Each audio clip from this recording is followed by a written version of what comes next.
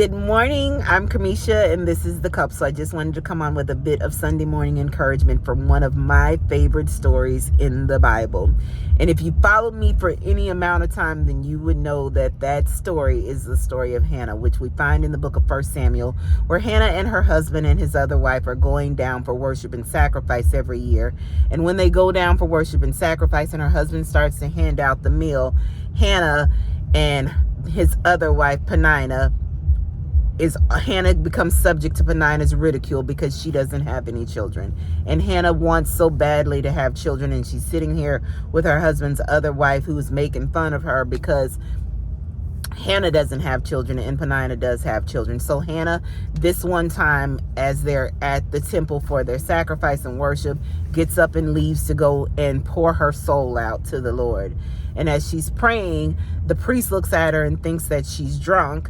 And Hannah says back to the priest, "No, I'm just praying to the Lord." And so the priest says, "Well, I hope the Lord grants you what you're wishing for, what you're praying for." And when Hannah leaves and her husband come together, the scripture says that the Lord remembered her and Hannah conceived. And the Lord remembered her in scripture is translated as the Lord takes action on her behalf, and Hannah's womb is open and she conceives a child.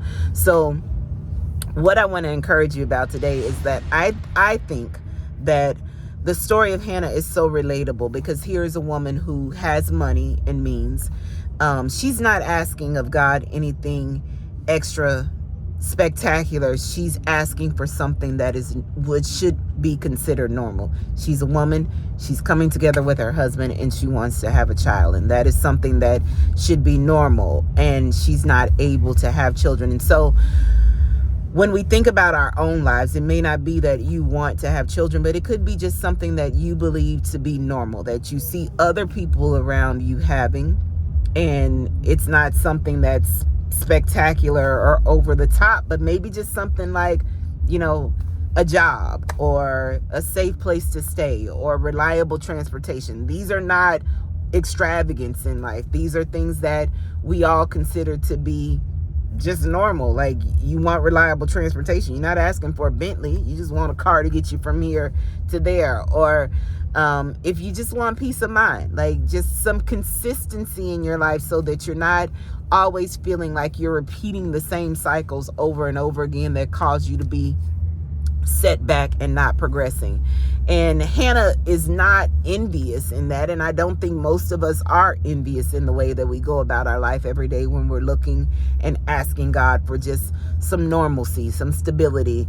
And so that is why the story of Hannah is so intriguing to me, because this is not a woman who is asking God for anything in a moment of, desperate financial need. She's got money. So that's another point that I want to make, is that when we limit God to the prosperity of life, full life prosperity that he's promised us, and we limit that to money, then we miss out on all the other blessings that he has in store for us. And so money being probably the least of what, it's tangible. There are things that are spiritual that God has promised us in that total life prosperity that we really should all be seeking, like peace, joy. You can't buy those things. So, and then in the scripture, when they're talking about Hannah's husband handing out the sacrifice, and it says that he says to Hannah when she's crying, "Can't you see that I love you?" And I think that one of the things what we believe the timing of things should happen and God's timing is not aligning, that it becomes difficult for us to understand if we look at this scripture through the words of Hannah's husband, but through the eyes of God, where he says to her, "Can't you see that I love you?" He's sustaining her life, and she's got every other thing except for this one thing that she believes she should have.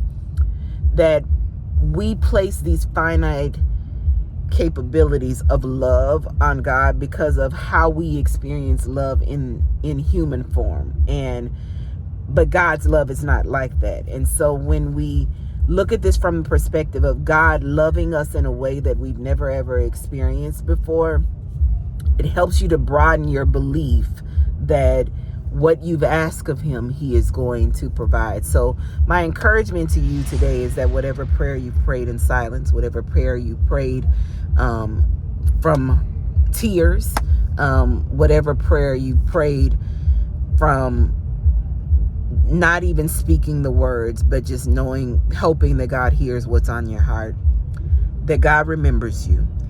And then not only that like Hannah's husband said to her, can't you see that I love you? And he gives her a double portion, that God blows your mind this week and he gives you more than you ever thought or could imagine. And so just take forward with you that a God who loves you will never leave you alone or forsake you, and that what he has for you may not line up with what the time that you believe, but I guarantee you when it comes, he's gonna blow your mind. Have a great Sunday, have a great week, and live in expectation of God's best in your life.